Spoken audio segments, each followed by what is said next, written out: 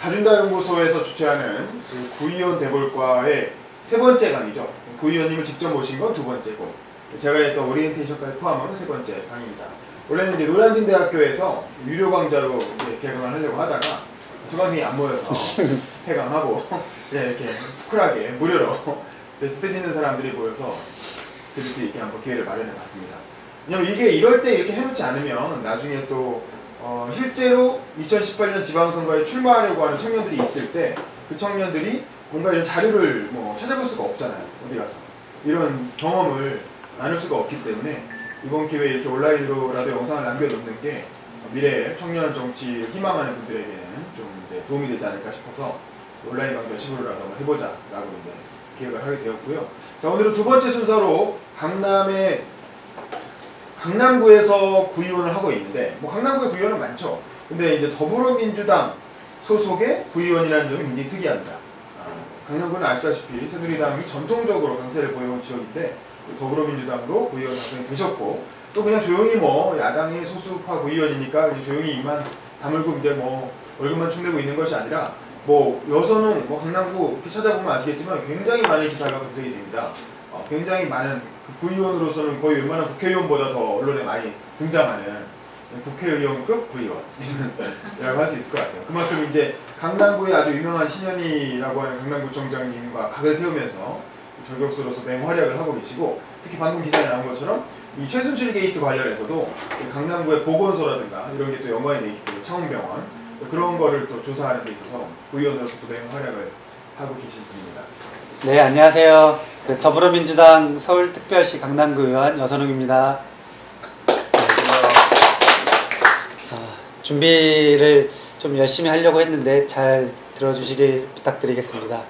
제가 이제 한 3, 4개월 전에 우리 윤범기 기자님께 이 강연한다는 제안을 받고 약간 들뜬 마음에 되게 기뻤습니다. 왜냐면은 기회라고 생각해가지고, 왜냐면은 국회의원들은 무슨 일을 하는지 어떤 활동들을 하는지 국민 여러분들이 잘 알고 계시잖아요.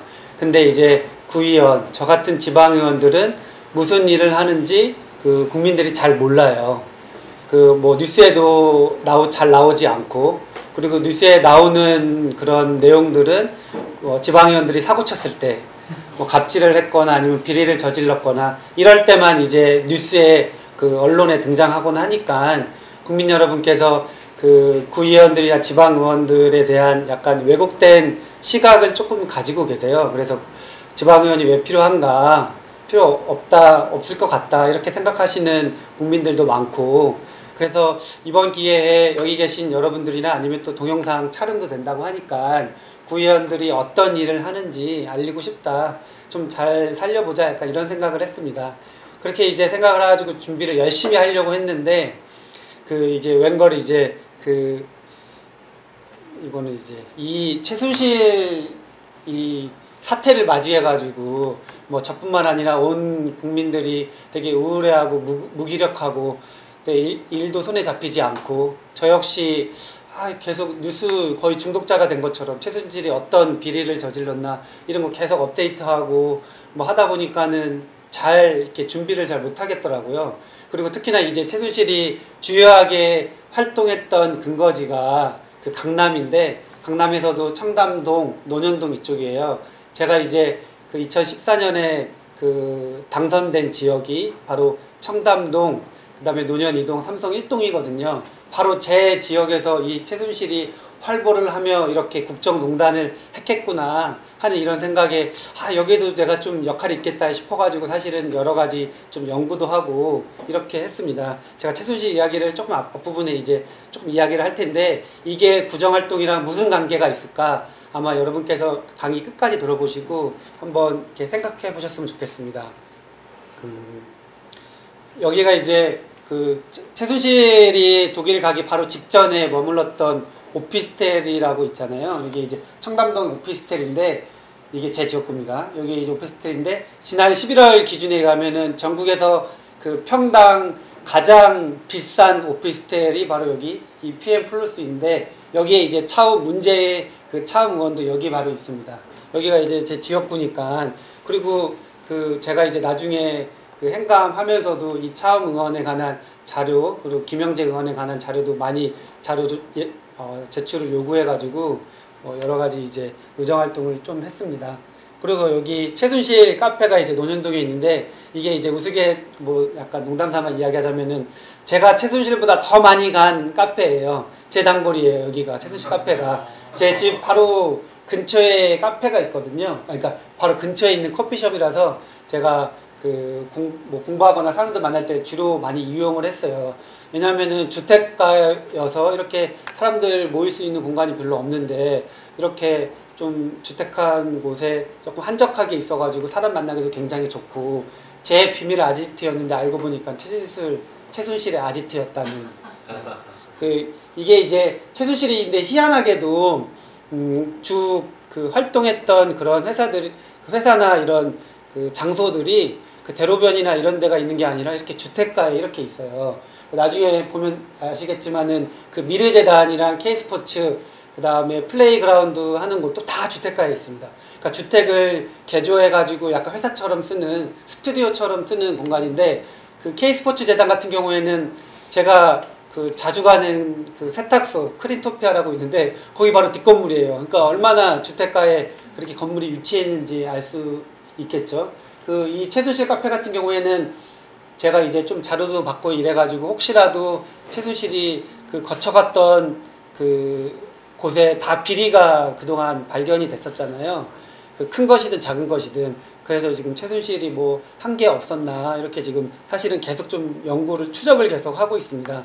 오늘 아침에 뉴스 그 신문을 보다 보니까 그 한겨레 신문에서 최순실이 사실상 대통령이었다 약간 이런 기사가 이제 톱면에 나왔었는데 저는 그게 굉장히 수긍을 가는 게 이게 이제 한겨레 이제 기사를 바탕으로 나온 뉴스인데 그 최순실이라는 사람이 이 정호성 비서관을 자기 그 보좌진처럼 부리잖아요. 그럼 저는 이것 자체가 최순실이 바로 대통령이 행세를 했다 약간 이런 증거로 보는 거예요. 왜냐면은 이 이제 청와대 조직도인데 지금 그 이재만이나 안봉근이나 정호성이 정식 그 직책이 지금 청와대 비서관으로 나오는데 엄밀히 따지면은 청와대 비서관이 아니라 박근혜 대통령의 비서관인 거예요. 이게 이제 그 청와대에 있는 조직도인데 저기 위에 청와대에서도 스스로 밝혔듯이 비서실 조직도입니다. 그러니까 외국에서는 그 뭐 오바마 대통령 같은 경우에를 예를 들면은 그 백악관 보좌관이나 이런 명칭이 없어요. 전부 다 오바마의 보좌관, 오바마의 참모들인 거죠. 그러니까 여기에 나와 있는 이게 지금 여기에 이제 그 정호성이 있다는 건데 총무부 비서관은 안봉근이라는 사람인데 이 비서관은 대통령 바로 직속에 있는 사람들인데 이 사람들한테 업무 지시를 하고 그 수석 비서관 회의를 하지 말라 이런 것까지 그 지시했다는 걸 보면은 사실상 최순실이 대통령이었다. 저는 이렇게 생각하고 진짜 너무 화가 나는 거죠.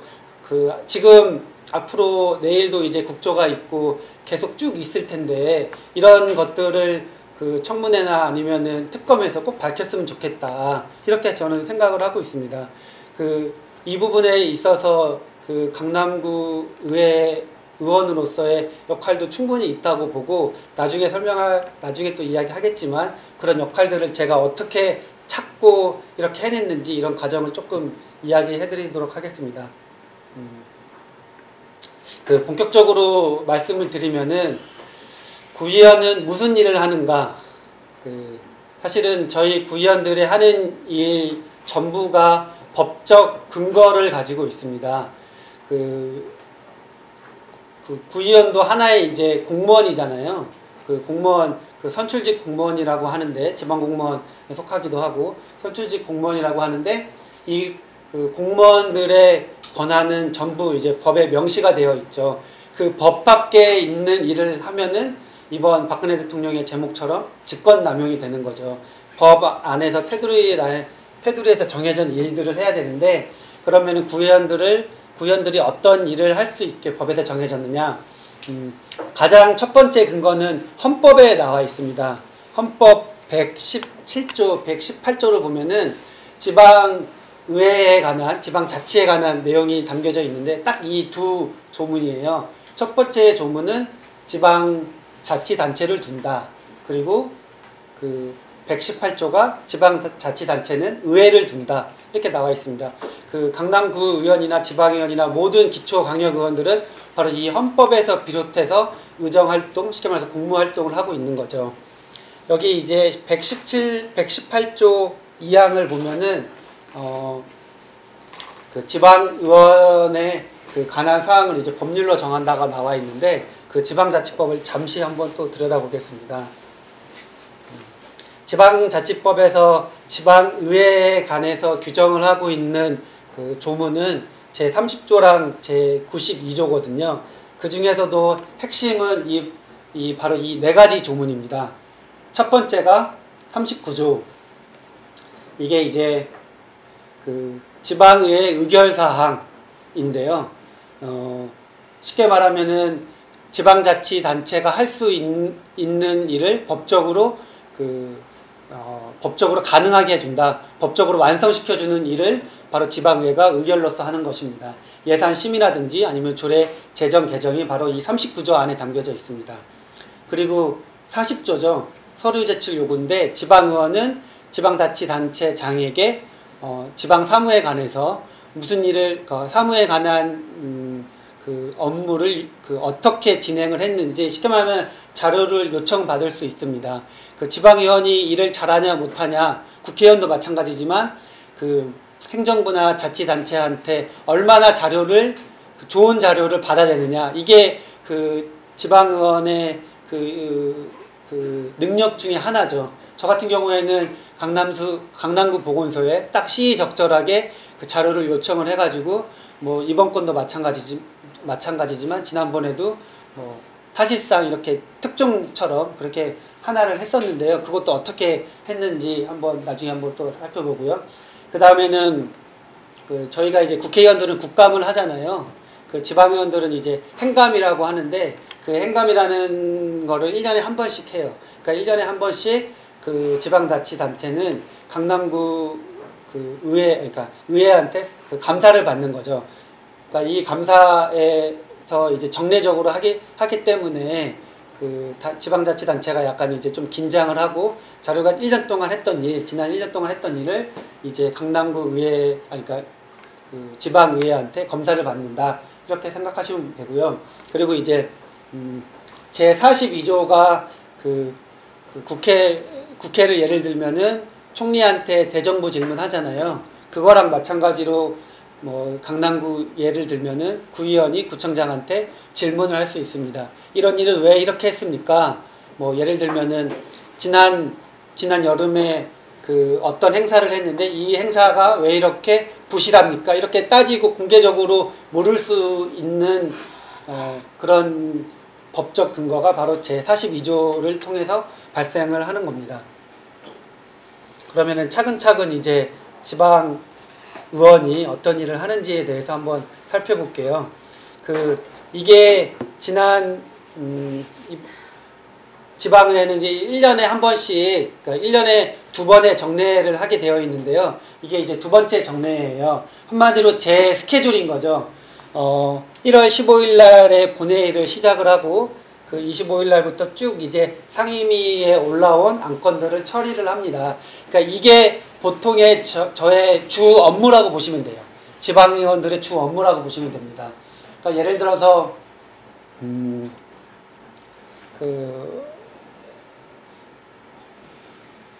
예를 들어서 이거는 아직 통과된 안건은 아닌데요. 입법예고라고 이제 조례안이 저희 구의원들한테 심사를 해달라고 이제 오는 거예요.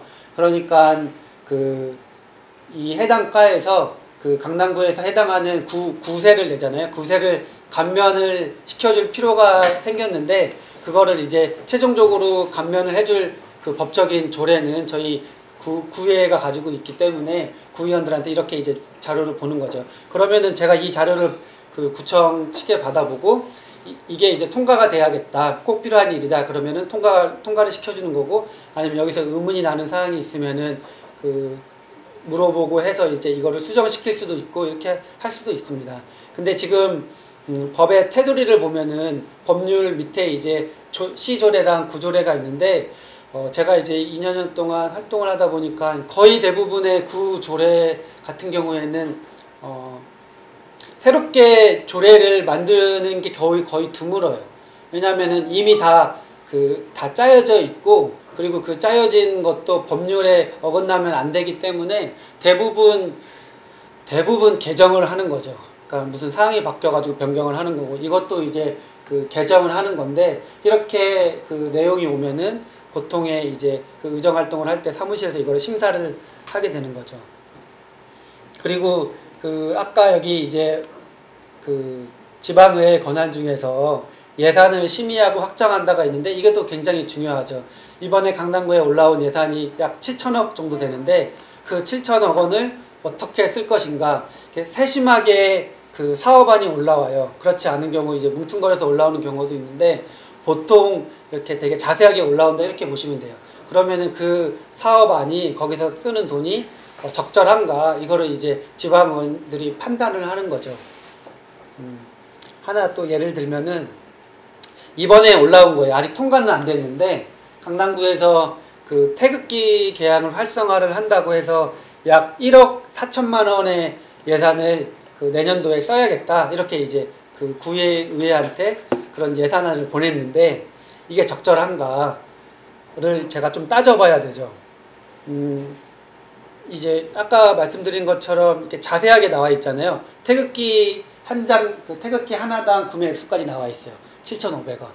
7,500원을 4,500개를 산다, 이렇게 나와 있는데, 이러한 사업들이 강남구에서 총 올라온 게 한 60건 정도 되고, 그리고 이제 그 규모의 총합은 제가 아까 말씀드린 것처럼 약 7천억 원 된다.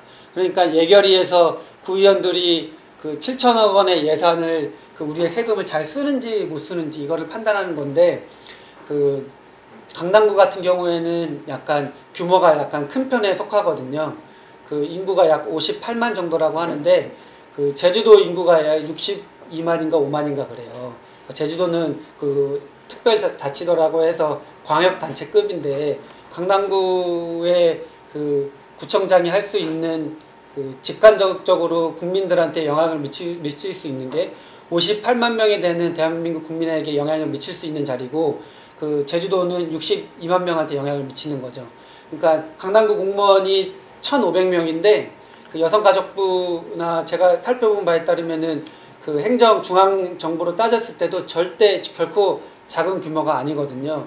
그러니까 우리가 이제 중앙정부나 이런데 어떻게 돈을 쓰는지 이렇게 잘 감시를 하지만, 규모나 아니면은 대한민국 국민한테 영향을 미치는 그런 양적인 수준에서도 강남구가 절대 작은 규모가 아니라서, 강남구청장이 일을 잘 하는지 안 하는지 반드시 감시하고 견제할 필요성이 반드시 있다. 여기서도 구의원이나 지방의회 역할이 자연스럽게 생기는 거죠. 민주주의 상권 분립을 떠나서라도 여기서 당연히 이제 감시할 그런 견제 기관이 필요한 거고, 그리고 이제 지방의원의 기능 중에서 어떤 자료를 잘 요청을 해야 된다, 이렇게 이제 제가 말씀을 드렸는데, 이거 같은 경우는 하나의 예인데요. 제가 2014년에 강남구의원이 되고 나서 처음으로 비리라고 생각을 해가지고 의혹을 제기해서 밝혀냈던 게 강남구 도시관리공단의 주차장 특혜거든요. 그 주차장 특혜를 밝혀내는데 많은 서면 질문들을 했지만, 그 중에 하나가 바로 저겁니다. 이거는 좀 나중의 일인데, 이제 저게 앞단 거에 보면은 구체적으로 나열을 하면은 구청에서는 안 주죠. 그래서 이제 약간 뭉뚱거려서 자료를 크게 받고, 거기서 이제 계속 연구를 해서 추려나가는 약간 이런 방식으로 해야 되는 거예요. 그리고 강남구 의회한테 어떤 자료를 딱 달라 이러는 게 아니고, 전체적인 큰 자료를 받는 겁니다. 거기서 다 추리는 거고. 근데도 그것조차도 이제 안 주려고 많이 하죠. 그래서 거기서도 이제 기싸움을 해야 되고, 약간 공무원들이 이게 이제 뭐 휴민트라고 그러기도 하고, 자기네 구청 내에 정보원이 있으면은 자료를 받게 되게 쉽죠. 일례로 박지원 대표님 같은 경우에는 검찰 쪽에 정보가 대단히 많이 가지고 계시잖아요. 오랜 동안 이렇게 활동하면서 축적된 정보를 이제 계속 정보원을 통해서 자료를 받는 건데, 의정활동을 하면서도 단순하게 공식적으로 그 자료를 요청하고 받는 거에서는 크게 쉽게 말하면 큰 건수가 나오기 힘듭니다. 그렇게 이제 안에 있는 그 내부자에게 이제 정보를 받는 게 굉장히 중요한데 어쨌든 그거에 대한 토대는 이러한 그 공식적으로 받는 이런 루트를 통해서도 충분히 좀 어느 정도는 커버를 할 수 있다 이렇게 합니다. 톱에 나온 건데 제가 최순실 사건이 터졌을 때 이제 그 병원 의료 관련해 가지고 이제 나왔을 때 아 이게 강남구의 사무다. 왜냐면은 그 강남구 보건소가 이 차움 의원이랑 그 김영재 의원을 직접 조사를 했거든요. 그 보건복지부가 나중에 이제 그 차움 의원이 길라임으로 썼다 뭐 했다 이러한 발표의 모든 그 조사를 보건복지부가 한 게 아니라 강남구 보건소가 한 거예요. 그러니까 당연히 이제 그 구의원인 제가 이제 강남구 보건소 측한테 너가 조사한 거 뭐냐 달라 이럴 권한이 생기는 거죠. 권한이 있는 거죠. 그래서 이제 제가 첫 번째로 그 보건복지부가 발표를 했을 때 강남구 보건소한테 이제 달라고 했던 게 최순실 관련해서 보건복지부랑 수발신 공문 받은 게 뭐냐 이거를 달라고 했던 거고 그리고 그 결과 지금 아까 나온 것처럼 김영재 의원의 그 최순실이 몇 번을 왔었고 아니면 차움 의원에서 진료를 받았는지 안 받았는지 의료비용은 누가 계산을 했는지 이런 거에 대한 결과를 이제 강남구가 이제 그거를 조사를 토대로 이제 보건소한테 넘겼는데 그 자료를 달라 했어요. 근데 사실은 두 번째 거는 제가 자료를 못 받았어요. 안 준 거죠.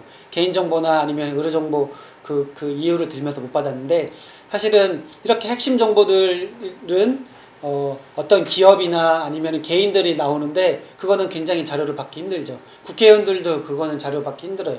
다 개인정보법을 이유를 들어서 이제 다 제출을 안 하거든요. 그래서 두 번째 거는 제가 못 받았고 그 다음에 이제 세 번째 거를 제가 받았죠.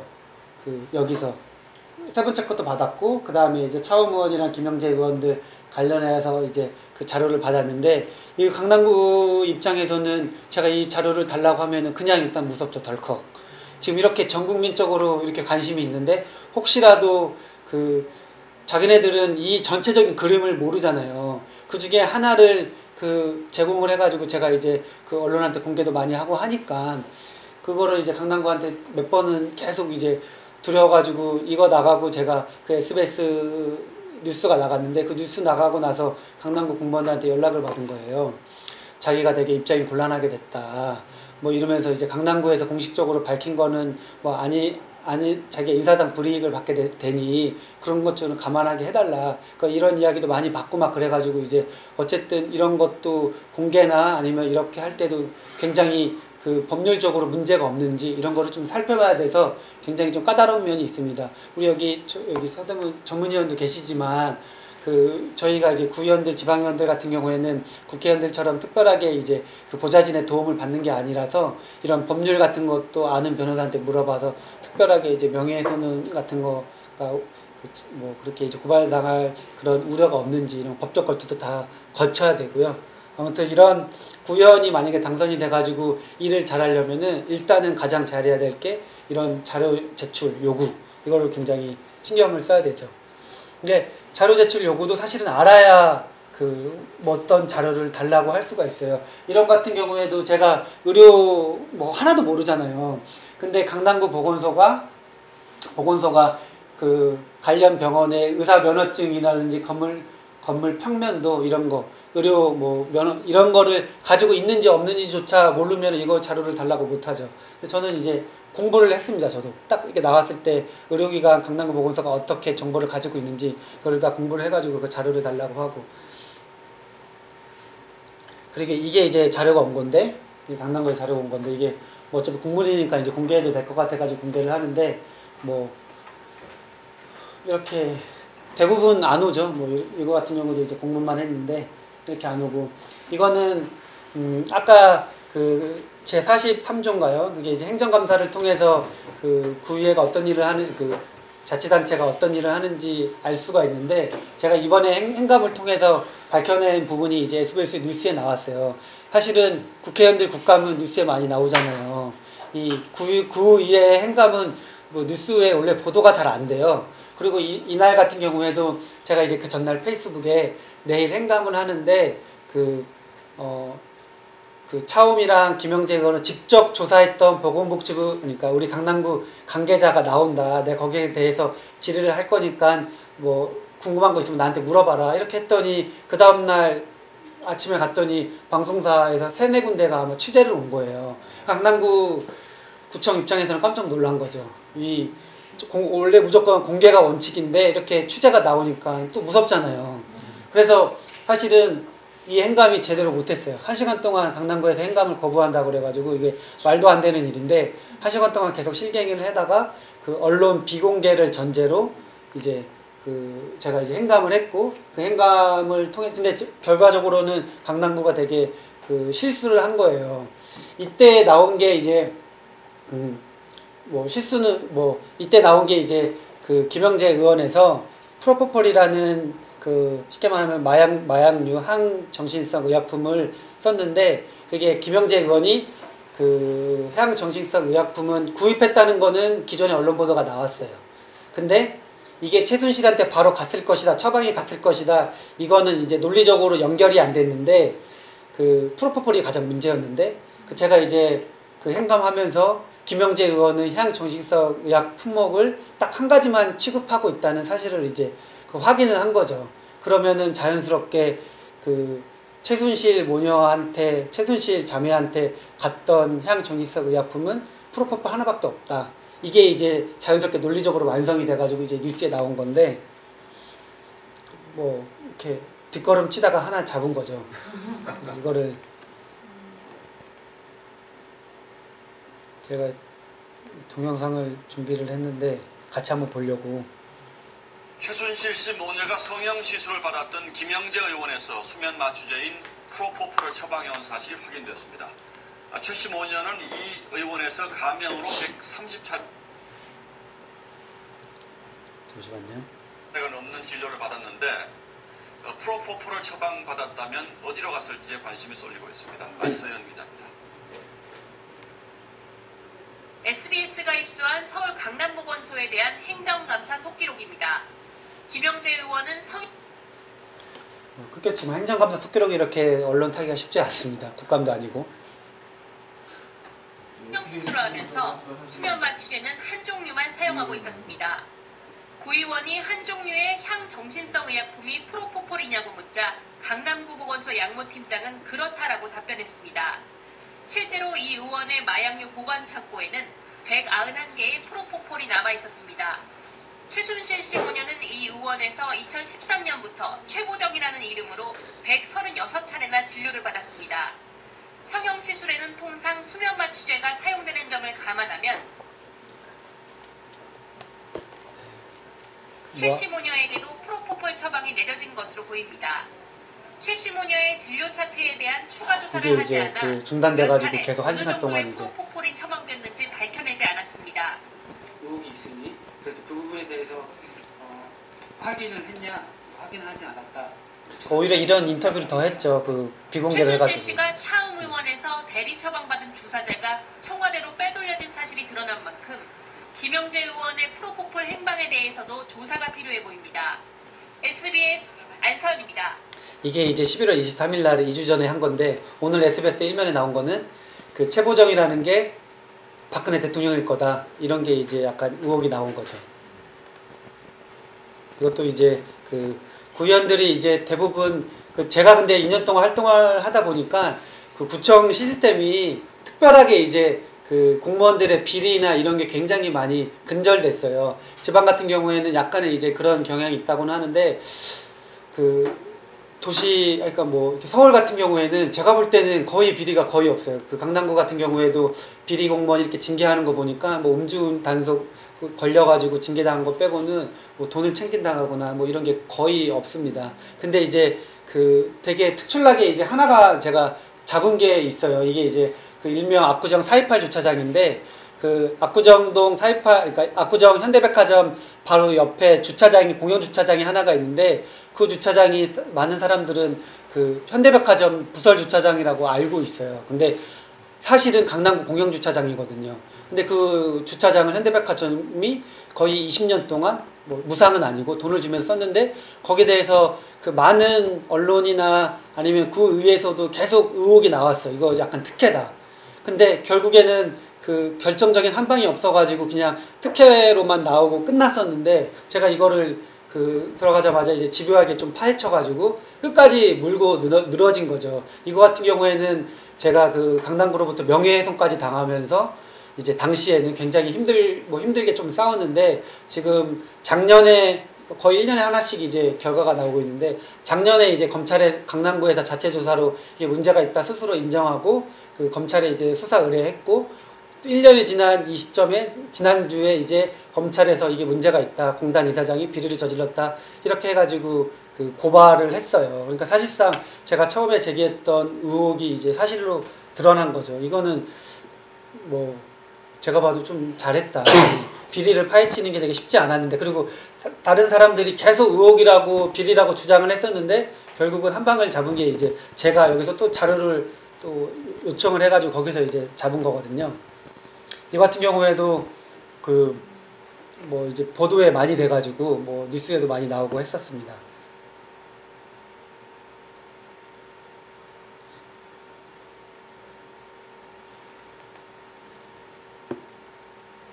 이거는 보지 않도록 하죠. 이것도 뉴스가 있는데, 네.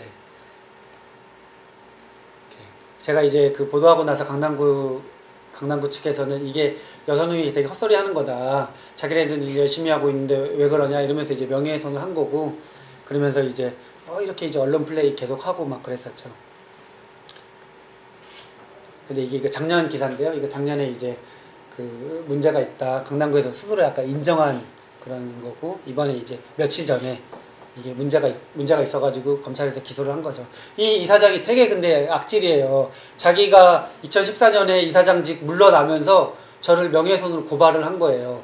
그러니까 이 사람이 고발한 사람은 도시관리공단 이사장인데 이사장이 바뀌는 바람에 이게 이제 치화하기가 되게 애매한 거예요. 주체가 바뀌어가지고 그 새로운 이사장은 내가 한 거 아니다 이러면서 이제 약간 내몰랄하고 저를 고발하고 나간 사람은 이제 없고, 근데 이 이사장이 나가고 나서 3개월 뒤에 현대백화점 계열사 현대리바티에 사회이사로 그 취직을 해요. 이거 완전 돈 받은 거죠. 그것도 또 제가 밝혀냈어요.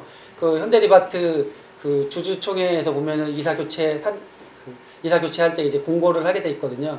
그것도 찾아가지고 이 사람이 여기 들어갔구나. 이것도 밝혀내가지고 또 한번 또 기사도 나고 끈질기게 해야 좀 뭔가 성과가 있는 것 같습니다. 네, 이게 그리고 아까 말한 것처럼 그 이제 구청장한테 질문하는 거, 구정질문, 이게 이제 구정질문하는 모습인데요. 이게 아까 제가 말씀드린 제 43조인가요? 그거에 법적 근거를 해가지고 제가 이제 구정질문을 하는 거죠. 구의원은 구정질문, 시의원은 시정질문, 그리고 이제 국회의원은 그 대정부 질문이라고 하죠.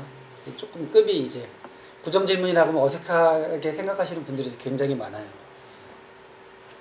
그리고 이제 뭐 계속 이야기하다 보니까 구의원이 무슨 일을 하는지 알려드리기 위해서 제 활약상을 어쩔 수 없이 이야기하게 되는데, 이것도 이제 작년에 이제 제가 이제 밝혀낸 거고, 이거는 특별하게 자료 제출을 요구해가지고 하거나 아니면 제보를 받은 건 아니고, 뭐 강남구청에서 이제 공무원들이 막 그 네이버에 댓글 달았는데 그 댓글 그 달았던 내용들이 굉장히 좀 뭐 조직적으로 이루어진 것처럼 보여가지고 강남구 공무원들 아니면 안 되겠구나 이렇게 해가지고 막 이거는 진짜 완전 잉여력을 발휘를 해가지고 이제 밝혀낸 겁니다. 이것도 잠깐 보시면은 서울시장은 야당, 강남구청장은 여당 출신이어서인지 그동안 사사건건 부딪혀왔습니다. 대표적인 게 구룡마을 개발과 한전 부지 공공기여금을 둘러싼 논쟁이었습니다. 그런데 이번엔 댓글 공작 논란이 불거졌습니다. 서울시는 불법공화국, 박원순 시장은 꼼수쟁이, 강남구 소속 공무원들이 이렇게 서울시를 비방하는 댓글을 지속적으로 작성해온 사실이 드러났습니다. 박아름 기자가 그 전후 사정을 취재했습니다. 강남구청 6급 공무원 이모 팀장은 지난 5월부터 인터넷에 뜬 기사에 80건의 댓글을 남겼습니다. 50여 건은 업무 시간에 작성됐는데 주로 서울시와 시장, 시의회를 깎아내리고 신현희 강남구청장을 추켜 세우는 내용입니다. 서울시가 강남국제교류 복합지구 개발에 잠실운동장과 탄천을 포함한 것은 대선을 의식한 박원순 시장의 꼼수로 표현했습니다. 서울시가 강남구에 제2시민청을 건립하기로 한 데 대해서는 서울시장 홍보용으로 세금 15억 원을 쓴다며 서울시를 불법 공화국이라고 비난했습니다. 이 팀장이 속한 시민의식 선진화팀은 불법 퇴폐업소를 단속하기 위해 지난 2월 신설됐습니다. 새정치연합 서울시당은 지난 대선 때 국정원과 군의 정치 댓글을 연상케 하는 조직적인 댓글 공작이라고 주장했습니다. 평일 업무 시간에 그 똑같은 기사에 똑같은 비슷한 류의 이제 논리를 가지고 댓글을 달았다는 점에서 이제 조직적으로 뭐 그 윗선의 지시나 네. 이렇게 해서 이것도 이제 이거는 아까 말씀드린 것처럼 특별하게 뭐 그런 걸로 밝혀낸 거 아니고 댓글 보다가 이제 어떻게 알았어요? 그 사람이 그 사람인 걸 어떻게 알았어요? 이게 네이버 댓글에 정책상 이제 앞에 네 그 글자가 나오거든요, 순서대로. 근데 이제 여기 보면은 JW28이라고 있는데 이게 강남구청 직원 메일이랑 똑같은 거예요. 그러니까 이제 풀 아이디는 나오지는 않는데 네 자리가 연속적으로 이제 비슷하니까. 근데 이게 뭐 몇 건이나 되고 똑같은 글만 하니까 이제 이거를 제가 찾아내가지고 한 20명 정도의 이제 아이디를 이제 찾아낸 거죠. 그리고 이거를 찾아내서 몇 명한테는 또 확인 작업에 들어갔습니다. 근데 이거 확인 작업도 했냐고 물어보면 안 되고 왜 했냐고 이제 한 거는 무조건 아는 것처럼 이렇게 또 이제 심리전으로 써가지고 당신 이거 했는데 왜 했냐 이거 잘못된 거다니까 2명이 시인을 했거든요. 그래서 이제 이거는 강남구청 직원이 달았구나, 다른 아이디도 강남구청 직원이겠구나 이렇게 생각을 했습니다. 근데 이것도 단순하게 이제 한 번에 가지고 있는 거를 다 풀거나 이랬으면은 사실은 그렇게 약간의 큰 뉴스, 그러니까 몇 번에 걸쳐서 보도는 안 됐을 거예요. 근데 이거를 제가 경향신문 그 기자랑 이제 같이 이제 파헤쳤는데 그 경향신문 기자가 약간 좀 노련하기도 하고 되게 잘해서 이거는 한 번에 하면 안 된다. 3일치를 쓸 수가 있다. 이렇게 처음부터 해가지고 이제 이렇게 뭐라 그럴까요? 이렇게 시나리오대로 이제 저희가 그 보도를 한 거예요. 그러니까 저희가 맨 처음에 12월 8일 날에 이제 최초 보도를 했을 때 이 아이디들이 그대로 있냐 없냐 이게 갑자기 다 사라지면은 확실한 거잖아요. 그래서 그리고 이 사람들이 이제 강남구청 공무원에서 뭔가 좀 뒤에 좀 캥기는 게 있어가지고 지은 게 확실한 거니까. 그래서 12월 8일 날에 이 보도가 나가고 나서 이게 삭제가 되는지 안 되는지 이거를 확인을 했죠. 또 한번 밝혀내고, 그럼 강남구는 계속 거짓말을 하게 되니까 그 거짓말에 대한 이 대비를 계속 가지고 있으면서 이제 보도를 3일 연속으로 냈는데, 이렇게 하니까 이제 사실은 잡을 수가 있었던 거죠. 이 JTBC 보도 같은 경우에도 약간 그런 셈이잖아요. 박근혜 대통령이 오전에 담화하면은 그 다음날에 그날 저녁에 박근혜 대통령에 대해서 약간 거짓말을 했다는 것을 밝혀내는 보도를 하고, 이렇게 추가적으로 밝혀내가지고 사실은 저쪽에서 대비를 못하게 했는데, 뭐 저희도 약간 이제 그런 방식을 썼던 거죠. 그래서 이것도 약간 좀 제 자랑인데, 이 경향신문 1면에 3일 연속으로 나왔어요. 그러니까 1면에 3일 연속으로 나오기가 굉장히 뭐 어렵습니다. 똑같은 사안이라도. 근데 이제 구의 기초의원인데 뭐 1면에 3일 연속으로 나오고, 두 번째는 한겨레에서도 이렇게 받기도 하고. 근데 이게 진짜로 지금 보면 되게 아쉬운 점이 있는데, 이게 이제 이게 나갔을 때 사실은 구청장을 진짜 좀 잘못된 구청장이니까 자꾸 제 입장에서는 악행을 너무 많이 하니까 자격이 없는 거예요. 그래서 이 사람 좀 끌어냈으면 좋겠다 이런 생각을, 그러니까 물러나야 된다 이런 생각을 가지고 있는데, 이걸로 이렇게 뭐라 그럴까요? 사퇴시킬 수가 있는 거예요. 그래서 이제 좀 당에서도 도와주고 이렇게 하면은 좀 사퇴시킬 수 있겠다 그렇게 생각을 했는데, 이게 이제 12월 8, 9, 10 이렇게 나갔는데 12월 10일 날에 여의도에서 되게 큰 사건이 터져요. 작년에 안철수 대표가 이제 사퇴해가지고 분당되는 바람에 그게 이제 모든 이슈가 다 묻혀가지고 사실은 제가 의문의 1패를 당한 이런 케이스입니다. 그거 안 됐으면 사실은 신현구청장 저 자리에 못 있죠. 이게 엄청난 사건이기 때문에. 제가 근데 이거 끝나고 고발을 했는데 검찰 공안 2부에 이제 배당이 돼가지고 했는데, 사실은 여름에 이제 결과가 나왔는데 그 결과는 기각 그 뭐라 그럴까요? 그러니까 증거 없음 불충분인가 뭔가 이걸로 해가지고 이제 좀 사실이 그러니까 강남구에서는 혐의가 없는 걸로 이제 그렇게 주장을 하고 있는데 어쨌든 이거는 다시 뭐 나오면은 저는 충분하게 바뀔 수 있다. 이건 확실하거든요. 네. 그 이거 할 때 이제 제가 시다사키 인터뷰도 하고 파파이스에도 출연도 하고 그랬습니다. 네. 그리고 이제 본격적으로 지역구 이게 그 전에는 의정 활동인데 지금 이제 지역구 활동 사실은 지역구 활동이 선거 운동 하는 겁니다. 그러니까 제가 앞서 말씀드린 이러한 의정 활동은 전부 다 그 당선이 돼야만 할 수가 있는 거잖아요. 그래서 당선이 되려면 어떻게 해야 되냐? 당선이 되고 나서는 지역 활동을 잘 해야 되죠. 그러니까 지역 활동이 뭐가 있을까? 이렇게 보면은 사실은 그 크게 별로가 없어요. 그러니까 지역 주민들 많이 만나고 지역 행사에 얼굴 자주 비치고 이런 건데 제가 이제 그 속해 있는 지역구가 여기 논현동, 청담동 여기가 삼성 1동이거든요.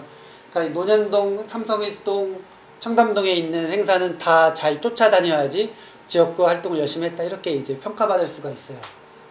그래서 이제 행사를 자주 잘 가야 되는데 사실 그게 쉽지가 않죠. 행사 자주 가는 게. 그리고 저는 이제 좀 나이가 어리다 보니까 제가 2014년에 서울에서는 그 최연소로 당선이 됐는데 만 30세였는데 어쨌든 나이가 굉장히 어리고 이 주로 행사가 있는 시간대는 그 이제 그 우리가 말하는 그 근무 시간대 9시 6시 사이에 이제 행사가 있는데 이때 구 행사에 올 수 있는 분들 나이가 이제 정해져 있잖아요. 젊은 사람들은 거의 찾아보기가 힘듭니다. 그래서 은퇴하신 분들이나 아니면 자영업자 분들이 많이 오시는데 어쨌든 이런 행사에 제가 그 행사 때는 어쨌든 뭐 쉽게 말하면 초대 손님 아니면 이렇게 인사말 하는 이런 위치로 가는 건데 나이가 어려가지고 그게 좀 저한테도 좀 불편한 게 되게 많아요. 그래서 좀 되게 어렵죠. 그리고 특히나 제가 속해 있는 당이 더불어민주당인데 청담동이나 삼성동이나 이런 강남구에서 활동해서 이런 행사에 가는 거는 더더욱 어렵죠. 그래서 좀 애를 많이 먹고 있습니다, 사실은. 그리고 특히나 제가 이제 신현희 구청장이랑 사이가 굉장히 안 좋기 때문에 뭐 구청장 뭐 동사무소 직원들 제가 오면은 일단은 되게 불편하고 그리고 그 작년 10월달 이후로는 신현희 구청장이 저한테 그 동네에서 인사를 안 시켜줘요. 그래서 청담동 경로잔치에 간다 이러면은 사실은 구의원이 거기서 이제 좀 대접을 받아야 되는데 쉽게 말해서 인사말 마이크를 안 줘가지고 제가 인사도 못하고 약간 이러한 상황입니다. 어렵게 활동하고 있죠. 네. 근데 이제 무슨 행사를 가느냐 뭐 이런 거 행사 가는 거예요. 이게 이제 되게 우스꽝스러운 건데 이게 박수치고 있잖아요. 여기 앞에 사람들이 이제 주민들이 이렇게 체육대회 하는 거예요. 이건 강남구 체육대회인데 이렇게 인사를 하면 동마다 이제 인사를 와요. 그러면 이제 저기 앞에서 이렇게 주민들한테 이렇게 인사를 하는 건데 제가 나이가 어리니까 자꾸 이런 행사 가는 게 좀 어색하죠. 청담동 행사. 그리고 이제 이분이 시의원이고 이렇게 하는 이게 시의원이고 같이 이제 부의원인데 제가 여기는 이제 가운데 서잖아요. 이때는 왜 가운데 섰냐?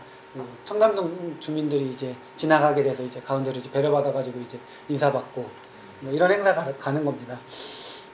굉장히 이게 굉장히 어렵죠. 사실 의정활동 하는 거는 뭐 이렇게 앉아서 이제 공부하고 이렇게 하면 되는데 이거는 바깥에 나가가지고 사람들 만나는 거니까 특히나 어르신들 그리고 더불어민주당에 약간의 좀 우호적이지 않은 분들을 만나야 되니까 좀 힘들죠.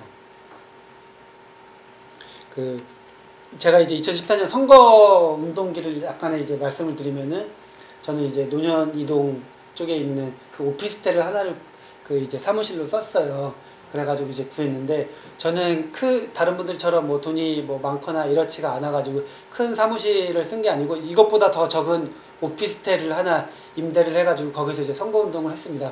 굉장히 컴팩트하게 이제 선거운동을 했죠. 사실은 선거운동원 분들도 뭐 당연히 법정 선거운동원은 다 이렇게 뭐라 그럴까요? 다 모집해가지고 같이 이제 운동하긴 했지만 어쨌든 여기 이제 오피스텔을 구해가지고 그 사무실 사진도 있는데 보시면 되게 깜짝 놀랄 거예요. 이게 사무실입니다. 여기에 선거운동 사무실 오피스텔에서 이렇게 구해가지고 이제 딱 5명 들어가면은 꽉 차죠. 운동원들이 사실은 막 이게 왔다 갔다 하면 선거운동하고 오는 길에 쉬고 그래야 되는데 저는 좀 약간 그런 공간이 없었죠. 여기 앉아서 이제 뭐 전화도 돌려야 되니까 전화 받으신 분도 몇 분. 근데 어쨌든 그 구의원 활동하시면서 그 뭐 돈도 없고 자본 뭐 여유도 없고 이렇게 운동원도 많지 않아 가지고 이제 어떻게 하면 가장 최소 비용으로 최소 효율로 가장 고효율로 선거운동을 해서 당선이 될까, 이게 궁금하시다 분은 다 저를 찾아오시면 됩니다. 제가 가장 컴팩트하게 선거운동을 했습니다. 그 선거운동이 보전이 되잖아요. 그래서 이제 4,800만 원인가, 저는 진짜 기억이 안 나는데, 그 전에 했던 송반하 의원도 이제 그 보전 받고 이랬다고 했는데, 당선되면 100% 이제 보전이 되죠. 근데 자기가 썼던 비용의 100%가 보전이 되는 게 아니라, 그 나라에서 정한 선거운동 그 비용에서 이제 보전이 되는 겁니다. 근데 저는 그 이거를 선거 기획사를 통하지 않고 다 제가 직접 선거하기까지 이제 했거든요. 제가 이제 얼마 받았는지는 기억은 안 나는데 그 몇 %를 보전 받았는지는 기억이 나는데 제가 아마 97% 정도 보전을 받았을 거예요. 이거는 거의 아마 이렇게 보전 받은 사람이 역대 없었을 거예요. 저는 근데 거의 모든 비용을 다 세금으로 이렇게 이제, 근데 그게 이제 가능했던 이유가 그 나라에서 정한 선거 운동만 한 거죠. 그 위에 거는 전혀 안 했습니다. 근데 이제 그런 거를 해야 되는데 사실은 또 하면은 또 어떻게 보면 또 그게 불법일 수가 있어요. 근데 어쨌든 저는 그런 거는 전혀 하지 않고 운동을 해서 약 97%에 달하는 비용을 보전을 받았죠. 이거는 되게 이제 선거기획사 차려도 되게 그 후보자들이 좋아할 만한 이런 겁니다. 이게 이제 사무실이고. 근데 이게 약간 복층으로 된 오피스텔 구해가지고 사실은 위에선 제가 이제 자고, 그 여기서는 이제 계속 선거운동하고 그랬어요. 이때는 아직 결혼 안 했던 거죠? 이때는 아직 결혼 안 했던 거죠. 네. 그 여기 보시면은 이게 오피스텔이라서 그 선거운동원의 핵심이 사실은 공보물을 이제 그 주민들한테 알리는 거잖아요. 그 중에 가장 핵심은 그 선거 때 운동 때 받는 것도 있지만 현수막이에요. 그 현수막은 어디에만 걸 수가 있냐? 선거 사무소로 등록된 건물에만 걸 수가 있어요. 이게 가장 핵심인데, 제가 이제 오피스텔을 구하다 보니까 이 현수막 걸 데가 없는 거예요. 이게 이제 바깥에 외벽에는 이제 걸었는데 여기 앞에다가 이제 얼굴 큼지막하게 걸어야 되는데, 이게 이제 오피스텔이니까 되게 작잖아요.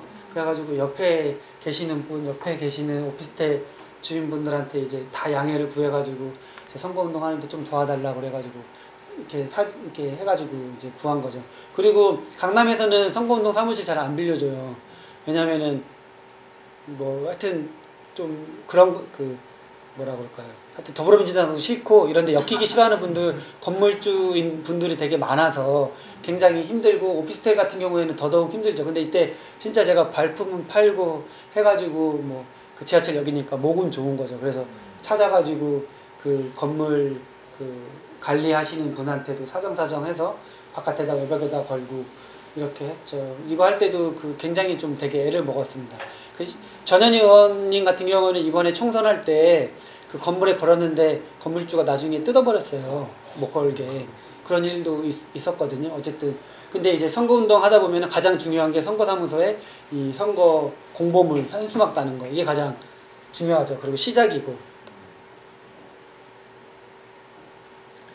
그리고 또 중요한 게 이제 명함. 선거운동할 때 이제 명함이 중요하죠. 되게 유명 정치인들이랑 같이 찍는 사진이 굉장히 중요한데, 이게 이제 그 사람, 그러니까 우리가 이제 광고에서도 유명 연예인 나오는 광고 보면은 저 회사 제품이 좀 그래도 좀 공식력이 있구나, 뭐 금방 망하진 않겠구나 이런 생각을 하잖아요. 정치도 이제 정치 마케팅에서도 똑같은데 어떤 정치인이랑 사실은 뭐 이렇게 친하겠어요? 그렇게 친하진 않는데 이제 그 정치인들이랑 같이 있다, 뭐 이런 게 어쨌든 이제 그 주민 유권자들한테 이제 신뢰를 보일 수 있기 때문에. 근데 이때도 이거는 셋이 같이 찍은 건데 굉장히 이것도 되게 힘든 거죠. 근데 제가 바로 직전에 이제 그 중앙당 당직자였는데, 중앙당 당직자여가지고 이분들이 그 면접을 보러 오신 거예요, 이날. 그러니까 딱 그 시간대를 알아가지고 이날 중앙당에 이제 면접 보러 오셨는데, 그러니까 자기들 시장 후보, 도지사 후보 나가는 면접을 이제 중앙당에서 본 겁니다. 국회를 왔을 때 이제 제가 이제 그 시간 맞춰가지고 뭐 시장님이랑 최문순 지사님이랑 그 전에는 교류는 있었는데 이번에 이제 출마하게 된다, 사진 좀 찍어달라. 그래서 이제 이렇게 사진을 3개를 찍어가지고, 이거는 이제 제 공보물에도 나오고 명함에도 나오고 주구장창 나오는 사진입니다. 그 당시에 가장 근데 이 사진도 이제 그 박원순 시장은 당시에 굉장히 그 주민들한테 강남구 주민들한테 약간 인기가 있었거든요. 그때 박원순 시장님이 삼성일동에 그 잠실이랑 같이 국제교류지구 개발을 한다고 알려져 있었어요. 제가 그 삼성일동 지역구를 출마를 하려고 했는데도 그 사실은 몰랐는데 지역구 주민들은 더 이미 알고 있더라고요. 그래서 박원순 시장님이 여기 개발한다 하더라. 그럼 여기 땅값 오르겠구나. 이거 알고 박 시장님이 그때 당시에 굉장히 인기가 있었습니다. 다른 지역도 마찬가지긴 하지만 그래서 특히나 이제 저는 그거를 공략하기 위해서 박 시장님이랑 같이 찍은 사진이 굉장히 필요했던 거죠.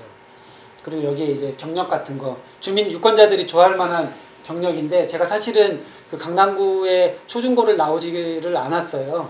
그래서 이제 강남구에서 회사를 다녔었는데 그 회사를 여기다가 이렇게 쓴 거죠.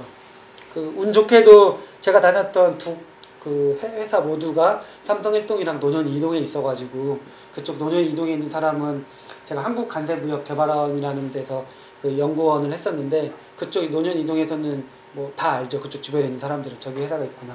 그리고 제가 이제 한국무역협회에서 잠깐 인턴을 했었는데 그 무역협회도 삼성일동 사람들 뭐 뿐만 아니라 모든 사람들이 아니까 거기서 이제 했던 경력을 이제 내세웠습니다. 이제 그 들어가자마자 이제 가장 신경 써야 되는 부분이 이제 이 그 8P짜리 공범을 만드는 거. 그때 제가 이제 했던 거는 그 4.16 직후여가지고 총선이 이제 6월달에 있어가지고 안전을 강조한 이런 그 캐치프레이즈를 썼던 거고 그리고 그거 좀 되게 어색하죠. 하여튼 거기 가면 다 이런 거 찍으라고 그래요. 이렇게 그 여러모로 쓸모가 있어가지고 뭔가 이것도 찍고 뭐 문재인 오픈해서 찍는 거 아니에요? 네, 오픈의 사진관에서 오픈의 사진관에서 이것도 뭐 또 강남구 안에 있는 사진관에 쓴 거죠. 뭐 멀리 갈 필요가 없으니까 지역구 안에 있는 거를 이용을 해야 돼가지고 뭐 이렇게 문재인 대표님도 이렇게 또 써먹고 당시에 이제 뭐 공약 이것도 사실은 기획사에서 하면은 기획사에서 알아서 만들어주고 뭐 이렇게 하는데 이것도 뭐 제가 친구랑 같이 디자인이랑 이런 걸 다 해가지고 비용을 아주 최소화시켰습니다. 이것도 한 거고 그리고 유권자들이 근데 그 제가 같은 경우는 정치 신인이잖아요. 어떻게 첫 출마를 하는데 가장 중요한 게 이제 경력이죠. 그 사람이 어떤 길을 걸었나 이게 가장 중요한데 이제 그런 거를 또 전면에 내세우고 제가 뭐 했던 거 그 회사 다녔던 경험이라든지 그 다음에 이제 당직자 생활을 했었거든요. 그래서 당직자 생활을 좀 앞에 내밀어가지고 그렇게 활동을 했었죠. 근데 경력이 굉장히 중요한 게 만약에 당내에서 경선을 하게 된다고 하면은 그 경력을 이제 한 가지나 두 가지 정도를 쓸 수가 있거든요. 여론조사 할 때. 그때 이제 진짜로 기묘하죠. 어떤 문구를 하느냐. 그 최근에 그 이번에 있었던 총선 같은 경우에서는 제가 듣기로는 거의 불패가 노무현 청와대 이런 경력이 들어가면은 거의 경선에서 지지 않는 굉장히 중요하니까 이 사람이 청와대에서 근무를 했구나 노무현 대통령이랑 같이 일을 했구나 특히 민주당 경선에서는 그런 게 중요하고 새누리당 같은 경우에는 뭐 박근혜 대통령 얼굴만 있으면 되게 중요하니까 이런 경력들을 출마를 할 거면은 이런 경력 관리를 뭐 활동도 중요하지만 충분히 해야죠. 이런 직함도 받고 이런 하는 것이 그 이제 공천을 이제 어떻게 받냐. 사실 이거는 정답은 굉장히 없어요. 그 룰이 항상 그때 바로 직전에 이제 결정되기 때문에 사실상 지금 가장 이제 그 앞두고 있는 공천이 대통령 공천이잖아요. 각 당에서 어떤 후보를 공천할 것인가. 사실은 대통령 후보도 공천을 받는 거거든요. 근데 이 대통령 공천 룰 아직 세팅 안 됐잖아요. 공천 룰 때문에 지금도 막 벌써부터 오늘 뭐 서로 후보자들 대권주자들이 경쟁을 한다고 하는데 이 룰은 지방의원이나 아니면은 뭐 다른 어떤 선거든 마찬가지입니다. 그래서 이 공천이 어떻게 할 것이다 예측하기는 굉장히 어렵지만 대체적으로 경력 관리나 아니면은 경선을 대비해 두면은 그 지역구 대의원들 유권자들을 어떻게 어떤 생각을 하시는지 어떤 걸 좋아하시는지 이런 걸 좀 파악을 미리 할 필요가 있죠. 굉장히 어려운 부분이고 되게 운이 굉장히 많이 작용도 하고 이번에 송파에서 되신 우리 최명길 의원님 같은 경우에는 거기 그 최명기 의원님은 진짜로 행운하시잖아요. 진짜 정말 행운하신데 그 충청도 대전인가 어디서 공천을 신청했는데 거기서 당내 경선에서 떨어졌어요. 당내 경선에서 떨어졌는데 사실은 이제 끝이잖아요. 국회의원 되는 길은 거의 없다고 보는데 근데 이 최명기 의원님 같은 경우에는 송파에 공천이 됐습니다. 근데 사실상 송파도 우리 당 입장에서는 당선되기 어려운 지역이라서 큰 기대를 하지 않고 그 송파에서 갑자기 직전에 이제 그 공천을 받아가지고 출마를 하셨는데 웬걸 이게 새누리당에서 공천을 안 한 거예요. 이게 김무성 대표가 옥새 파동이 일어나가지고 공천을 못했어요. 그러니까 그 유영아 지금 박근혜 대통령 그 변호인이 송파 지역에 출마를 했는데 그때 그 옥새 파동 때문에 공천을 못 받았는데 그 최명기 의원님 같은 경우에는 그런 사건이 터져가지고 송파에서 그 되기가 힘들죠. 그러니까 새누리당 후보랑 무소속 새누리당 성향의 무소속 후보가 나와가지고 3자로 붙었으니까 당선이 된 거죠. 이거는 천운인 거죠. 사실은 공천이 약간 그런 측면이 없지 않아 있습니다. 기존에 충분히 준비를 해야 되지만 운이 굉장히 많이 작용을 한다. 그래도 공천의 가능성을 높이는 길은 인지도를 쌓는 건데 그 정치 신인 같은 경우에는 인지도를 쌓기가 굉장히 어렵죠. 되게 유명한 분들은 종편이나 방송이나 언론에서 칼럼이나 이런 거를 통해서 인지도를 쌓을 수 있지만 사실 인지도가 쌓기가 힘들죠.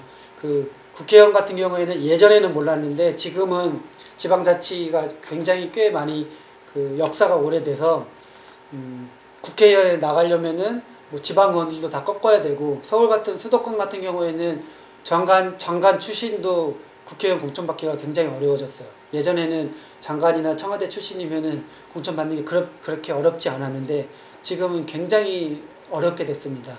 그 지방의원도 마찬가지로 점점 약간 경쟁률이 올라가고 있는데 그래도 어쨌든 그런 그 경쟁률을 높일 수 있는 방법은 인지도를 쌓을 수 있는 게 대언론 인지도를 쌓을 수 없다면 당내에서 인지도를 쌓는 건데 그런 거는 이제 각 지역 그 활동들 중앙당에서 있는 활동들을 통해서 이제 인지도를 쌓는 방법이 있는데요. 그 두 가지 방법이 있는 거예요. 그 중앙당 인지도를 쌓는 법, 그다음에 지역구 인지도를 쌓는 법. 국회의원이나 지방의원 마찬가지로 그 지역구 인지도를 기본으로 하지만 국회의원은 그래도 중앙 인지도를 쌓는데 좀 주력을 해야 되고 그다음에 지방의원 같은 경우에는 공천권이 시도당 위원장에게 있기 때문에 지역구 활동을 지역이 활동을 열심히 해야 됩니다. 그러면은 정당이 어떤 구조로 되어 있냐 이거를 약간 이제 살펴볼 필요가 있는데 정당은 일단은 중앙당이나 시도당 이렇게 두 가지로 구분을 하시면 편해요. 편의상 그 중앙당에는 이제 당대표, 원내대표 이런 분들이 있는 거죠. 그리고 그 최고위원들도 있고 그리고 시도당에는 이제 시도당 위원장들이 있는데 그 서울시를 예를 들면은 김영주 시당 위원장이 다음번에 공천을 할 그 시에 있는 지역 지방의원 공천을 할 때 그 가장 막강한 영향력을 행사하는 분이 바로 지금 현재 기준으로는 이 김영주 국회의원인 거죠. 이 김영주 국회의원이 제가 만약에 이제 강남구청장에 출마를 한다 아니면 강남구의원에 출마를 한다 할 때 가장 영향을 많이 미치는 분이 바로 이분입니다. 그리고 두 번째로 이제 제가 강남갑 지역구인데 강남갑 지역위원장이 그 다음번에 영향을 미치는 사람이죠. 새누리당 같은 경우에는 아래로부터 경선을 한다고 해가지고 지역구 내에서 이제 투표를 하기도 하고 하는데 그런 경우가 굉장히 드물어요. 왜냐면은 그 여론조사를 통해서 경선을 하는데 비용이 너무 많이 들어가지고 제가 만약 경선을 한다고 하면은 그냥 여론조사비로 몇백만 원을 그냥 그 돈을 내야 돼요. 너무 좀 저효율적이잖아요. 그래서 사실은 그 지방의원 공천 같은 경우에는 시도당에서 이렇게 이제 그 시도당 위원장이나 지역위원장 입김이 굉장히 많이 작용을 하죠. 이 사람이 아예 공천권을 주지는 않지만 이 사람이 못 주게 하는 역할은 충분히 할 수 있다고 이렇게 생각하시면 돼요. 쉽게 말해서 약간 좀 예속되어 있는 거죠. 그래서 지방의원이 국회의원들 이렇게 또 뭐라 그럴까요? 행사 때 이렇게 나타나고 한다 이런 비판도 많이 듣기도 하고 국회의원이 뜨면은 지방이 다 나타나고 약간 이제 이런 경향이 있는데 이게 바로 이런 구조 때문에 자연적으로 이제 발생하는 거고요. 이게 이제 253 이게 이제 그 전국의 그 지역위원장 숫자인 거죠. 이 지역위원장은 국회의원들 지역구 숫자랑 똑같습니다. 강남 같은 경우에는 강남구 같은 경우에는 국회의원이 3명이 있는 거고, 그리고 뭐 그 지방 같은 경우에는 여러 군들 몇 군데 합쳐가지고 지역위원장이 1명 있는 거고, 이제 253개 지역위원회가 있는 거고, 이제 여기서 이제 지역 활동들을 해야지 인지도를 쌓을 수가 있는 거죠. 이게 이제 지역구 제가 지도가 따로 없어가지고 이제 보여드리기 위해서 한 거고, 여기 같은 경우에는 그러니까 지방으로 그러니까 내려갈수록 그 도시 그 농촌 지역으로 갈수록 굉장히 그 지방을 하는 게 되게 힘들어요. 서울 같은 경우에는 제가 이제 딱 3개 동인데 청담동, 노현이동, 삼성 1동인데 저는 제가 볼 때는 다른 지방 의원들이랑 같이 만나서 이야기하다 보면은 굉장히 활동하기가 너무 편하죠. 일단은 거리가 이제 면적이 되게 크지 않아서, 그리고 아파트 단지로 이루어져 있고 이래서 활동하기 쉬운데, 지방 같은 경우는 면, 리 있는 같은 경우에는 지역구 커버하기가 너무나도 힘들죠. 그래서 연령도 약간은 이제 뭐 정확한 통계는 아닌데, 도시 쪽으로 올라올수록 지방의원들 연령이 조금 뭐 어느 정도의 상관관계는 있는지는 모르겠는데, 지방으로 지역이 넓어질수록 그 전에 있었던 쉽게 말하면 지역 유지들이 지방의원들을 하는 경우가 조금 계시고, 서울로 올라올수록 수도권으로 올라올수록 지역 유지보다는 뭐 이렇게 저처럼 전문 그 정치로서의 직업 정치인으로 살겠다는 분들, 이렇게 하고자 하는 분들이 많이 이제 수도권을 이렇게 뛰어든 경우도 있고, 예전에는 지방의원들이 이제 그렇진 않았는데 점점 이제 경향이 좀 그런 경향으로 추세로 가고 있는 상황이죠. 뭐 공천권 이야기인데, 국회의원은 중앙당에서 공천을 하고 지방의원은 시도당에서 공천을 한다. 이거 모르시는 분들이 굉장히 많아요. 굉장히 또 중요하고, 무조건 당대표나 이런 분들한테 잘 보이려고 이제 하는 경우가 있는데 절대 그렇지가 않다. 광역단체장은 또 중앙당에서 합니다. 뭐 성남시장은 경기도 도당 위원장이 한마디로 이제 공천권을 행사를 하는 거죠. 제가 뭐 시간이 좀 다 돼가지고 아까도 말씀드린 것처럼 윤범기 기자님한테 이런 제안이 왔을 때 지방의원들을 무슨 일을 하는지 좀 많이 알리고 싶다. 그래서 무슨 일을 해야 하는지 국민들이 알아야 여기서 관심을 갖고 내가 이 일을 해야겠다는 하는 그 지방의원에 도전하는 사람들도 많이 늘어날 거고, 그리고 지방의원이 무슨 일을 하는지 모르니까 없어져야 된다. 이렇게 생각하는 국민들한테는 또 새롭게 이렇게 제공을 해서, 제가 만약에 지난 2014년에 당선이 안 됐더라면 최순실한테 이 프로포를 처방됐는지 이런 것도 못 밝혀냈겠죠. 어쨌든 그런 지방의원들 역할이 있는데, 저는 앞으로 지방의원들이 점점 우리가 생각하는 정치라고 생각하는 이런 무대에도 많이 큰 인재를 공급하는 역할을 할 거다. 예전에는 야당 같은 경우에는 정치 운동권이나 아니면 시민사회에서 활동했던 분들이 많이 이제 쉽게 말해서 수혈이 됐는데, 지금은 제가 볼 때는 이제 수혈할 마땅한 곳이 지방의회라고 생각을 해요. 그래서 지방의회에서 활동했던 분들이 아마도 뭐 10년, 20년 후에는 국회의원으로 많이 성장해 있지 않을까. 어쨌든 지방의원으로서 활동을 하면서 보장은 없이 활동을 하다 보니까 여기서 좀 인정받은 분들은 기본적으로 이제 내공이 이제 생기는 거고, 그리고 저는 이분들을 이제 뭐 많이 이야기를 하는데, 박원순 시장님이나 이재명 시장님, 그리고 안희정 지사님 같은 경우에는 엄밀히 따지면은 지금 여의도 경험이 한 번도 가지고 있지 않아요. 국회의원이 된 적이 한 번도 없으니까. 저랑 같은 지방자치 분야에서 이제 실력을 쌓으신 분들인데, 국민들이 이분들을 국회의원을 한 번도 안 했지만, 이재명 시장 같은 경우에는 기초단체장이지만 지금 대통령으로서 우리나라의 최고 어쨌든 지도자로서도 약간 인정을 하는 측면이 있는 거잖아요. 지금 여론조사 같은 경우에는 막 18% 나오기도 하고 이러는데, 지방의회에서 잘하면은 지도자로 보는구나, 이런 인식이 이제 점점 이분들이 이제 깨트려주고 계시죠. 어떻게 보면은 제가 뭐 지방의원이 굉장히 잘하면은 단체장이 아니어도 사실상 이렇게 되게 유명해지기도 하고 국민들한테 존경을 받을 수 있는 그런 토대가 될 수 있다고 봅니다. 그래서 저는 꼭 우리가 정치를 생각할 때 여의도 정치만 생각을 하는데 지방 정치에 눈을 돌려가지고 해보면은 굉장히 무궁무진하게 그 역할을 할 수 있는 부분이 굉장히 많다고 생각을 합니다. 그래서 특히나 젊으신 분들은 뭐 여기에서 관심 있어가지고 오신 분들도 있을 텐데 지방의원에 많이 도전을 해서 활동해 보시면은 좋을 것 같습니다. 그리고 제가 이제 선거 기획자 없이 이렇게 선거운동 당선도 되고 해봤으니까 저한테 연락 주시면은 제가 조언도 많이 해드리고 그렇게 했으면 좋겠습니다. 그래서 지방의원에 많이 도전을 하십시오. 네, 이상으로 마쳤는데 다음 시간은 이렇게 질의응답 갖는 이런 시간으로 갖도록 하겠습니다. 고맙습니다. 네, 감사합니다.